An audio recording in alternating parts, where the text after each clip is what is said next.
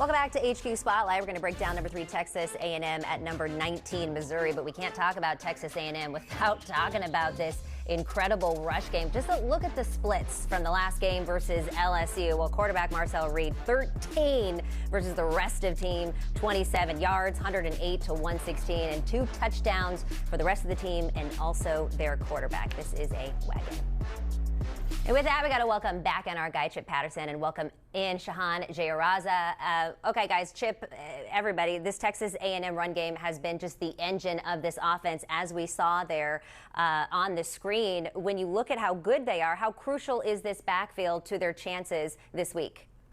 Oh, this week, the end of the season when they got to play Texas, SEC championship if they get there, college football playoff. I mean, this has really been one of the great success stories of the early Mike Elko era, because while he's a defensive mind, he has made the line of scrimmage a priority. And I think that Texas A&M has one of the best offensive lines in the country. They are not only big, you know, the Maroon Goons, they used to call them over there in College Station. They're able to pave the way, but they also understand the versatility within Colin Klein's offense. They also have great communication with their quarterback in Marcel Reed. They provide the protection that he needs to allow the explosive players like Casey Concepcion to get open down the field for the explosive plays. But then also because of the threat of the explosive plays, they can get to the next level because not everybody's crowding the line of scrimmage. I mean, seriously, from coaching to personnel, top to bottom, this offense is great. But for me, all of the success really starts up front with that offensive line.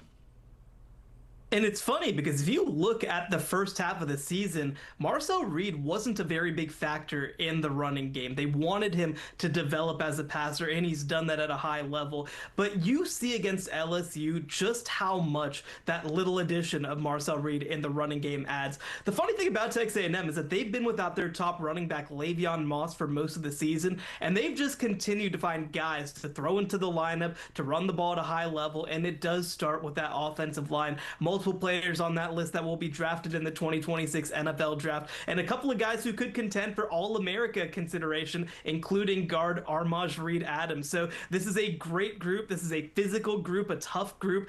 And the other thing too, I mean, look around college football right now at some of the other elite teams. Look at how many of them, including even ones like Alabama and Texas, are struggling to run the ball. When you're a team like Texas A&M that's been able to do it at such a high level, it gives you a huge advantage heading into these key games. Yeah, and Shehan, like you said, Le'Veon Moss and Ruben Owens finally healthy. It really could be that 1-2 punch that's the difference on the road here. But Shehan, Texas A&M's defense has really found its identity up front. It's faster, more aggressive on this pass rush, led by Cassius Howell, and a deep rotation that's been getting home all season. Can this front overwhelm Missouri's quarterback and take control of this matchup?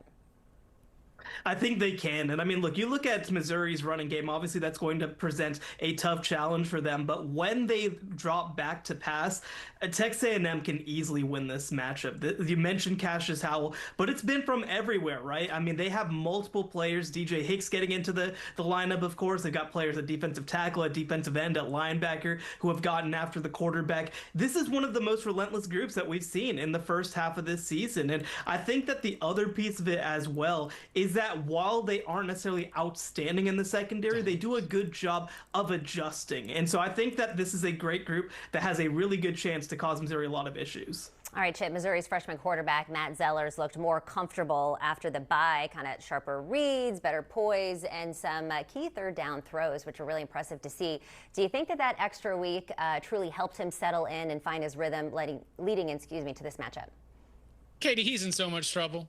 I mean, I pray for that man. Okay. I mean, this is like, I mean, just the way that Shehan said that, this is a group that is just continuing, just pin their ears back. And I really think that when you're looking at Missouri the rest of the season, there is going to be the understanding that what they can put on Matt Zollers' plate is limited compared to what you were able to do with Bo Pribula. And I understand that even with Bo Pribula, it was maybe a little bit limited in terms of where they had with the downfield passing attack. Now, you are dealing with a great talent. You are dealing with a live arm. You mentioned that he has been able to put together some performances that give you the idea that, oh, yeah, this is why why Eli Drinkwitz had him in here as potentially a quarterback for the future. But we're talking about one of the most ruthless and relentless pass rushes in the entire country. No, this handicaps the Missouri Tigers. The way that they game plan, the way that they play call, all has to be with the understanding that we are a little bit limited with our inexperience at quarterback. So yeah, they have got to get Ahmad Hardy going. They've got to get the ground game going to keep Texas A&M from those third and long, obvious pass rush situations. Because at that point, buddy, get ready to learn screen pass, because that's the only way you're going to get out of getting sacked. As Whoopi Goldberg says in the Ghost movie, Zollers, you in danger, girl. All right, Chip, or actually we'll go to Shehan on this one. Missouri's defense has been quietly opportunistic all season long by creating turnovers, getting pressure, and flipping momentum in some key spots. Do you think that the Tigers unit can force mistakes and steal a few possessions from Texas A&M this Saturday?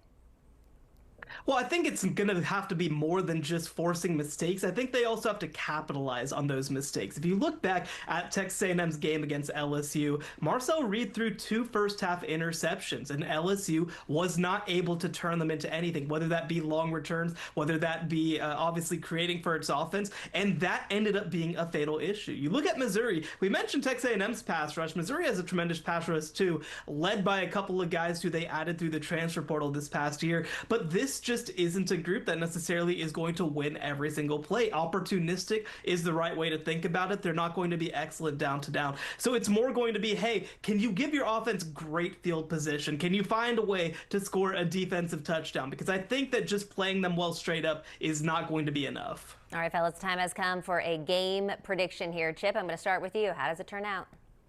Lower scoring. I respect Missouri's defense. I think that they are going to be able to cause some problems. And Texas A&M in this environment, coming out of a bye, if things are a little bit creaky before they get back in rhythm, I would not be surprised. But man, it's hard for me to imagine Missouri scoring more than about 20 points. Specifically, I'm going to go Aggies 24, Tigers 13. So an 11-point win for Texas A&M. Yeah, I think that this is going to be a little bit more of a vanilla game plan for Texas A&M. I do think that their defense takes control of the day. Maybe you get a breakaway touchdown again from Marcel Reed. Give me, I think, also something like Texas A&M 20 or 27 rather, Missouri 17.